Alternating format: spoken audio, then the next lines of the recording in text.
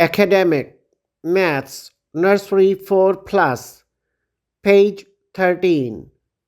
Dear children, today we will read about number 3. Say aloud and trace with fingertips. Starting from the top, follow the given pattern.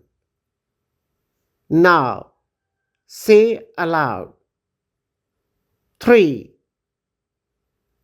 3, 3. What do you see on this page? Yes, you are right. 3 trees. That's good. STEAM activity. Write 3 and fill color in it. You may take your teachers or parents' help in completing this activity. Think and tell. How many wheels does a tricycle have? Tri means 3.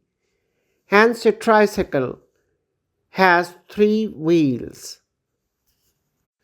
Dear teachers, make the children learn tracing, speaking and writing the numeral 3. Tell them about the objects that are naturally found as 3 entities, 3 sides of a triangle, etc. Help them with STEAM activity. Use sand tray to trace the numeral 3 and practice accordingly. Have a nice day.